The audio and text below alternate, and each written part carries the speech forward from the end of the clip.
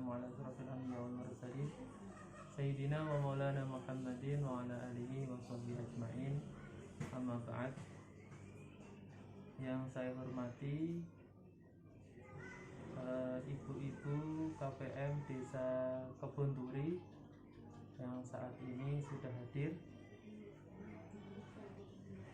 Pertama-tama marilah kita bersama-sama memanjatkan puji syukur kehadiran Allah Subhanahu wa taala karena atas limpahan rahmat hidayahnya sehingga kita dapat berkumpul pada sore hari ini dalam keadaan sehat walafiat, tidak ada aral suatu apapun. Biqaulina alhamdulillahirabbil alamin. Selanjutnya sholawat beserta salam semoga tetap teraturkan kepada junjungan kita Nabi besar Nabi Muhammad Sallallahu Alaihi Wasallam, Nabi yang kita nantikan syafaatnya yaumil qiyamah. Amin amin ya rabbal alamin. Ibu-ibu KPM Desa Kebon-Turi yang saya hormati, pada kesempatan kali ini materinya yaitu tentang stunting. Materinya tentang stunting. Untuk pertama, saya akan menanyakan kepada ibu-ibu semuanya, apakah sudah paham apa itu stunting, Bu? Belum. Belum? Ya, jadi stunting itu kondisi di mana anak memiliki tinggi badan yang tidak sesuai pada usianya.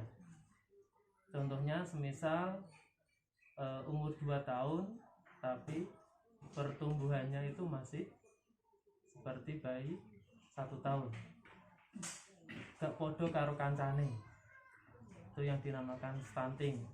Jadi kondisi di mana anak memiliki tumbuh kembang, tinggi badannya itu tidak sesuai pada umurnya. Kemudian stunting juga sering terjadi pada periode 1000 hari pertama kehidupan, yaitu perkembangannya mulai semenjak terbentuknya janin hingga anak usia 2 tahun. Jadi stunting itu bisa dicegah mulai sejak dalam kandungan. Jadi mulai dalam kandungan itu sudah bisa dicegah dengan cara-cara, mungkin dengan cara memberikan nutrisi dan juga vitamin yang cukup pada ibu hamil. Kemudian penyebab stunting dapat secara langsung dan juga tidak langsung. Jadi penyebabnya stunting itu ada 2, yaitu secara langsung dan tidak langsung. Secara langsung,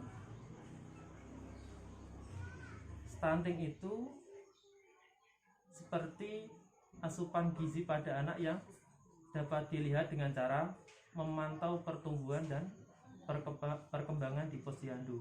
Jadi kita dapat mengetahui bayi itu pertumbuhannya kurang atau tidak seperti rata-rata pada bayi yang lain.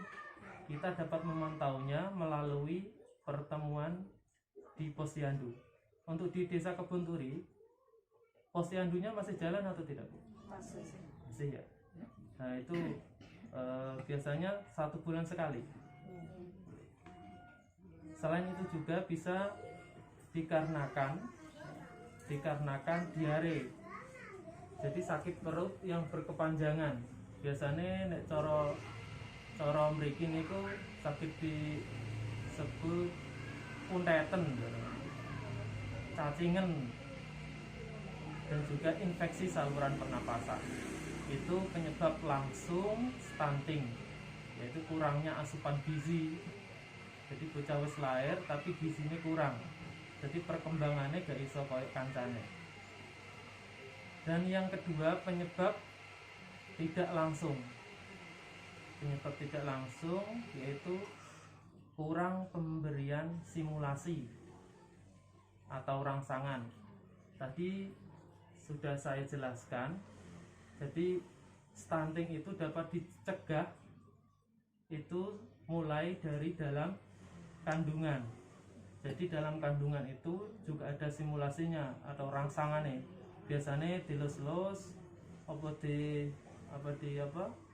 sinari pakai senter, tapi nggak boleh senter HP, disenteri biasanya.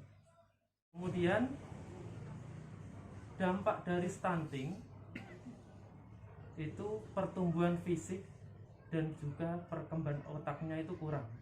Fisiknya dapat kita lihat dan juga perkembangan otaknya biasanya gak nyantolan, kadang ya lambat mikir, atau terkenal istilahnya yaitu 3G, gagal tumbuh, gagal kembang, dan juga gagal metabolisme.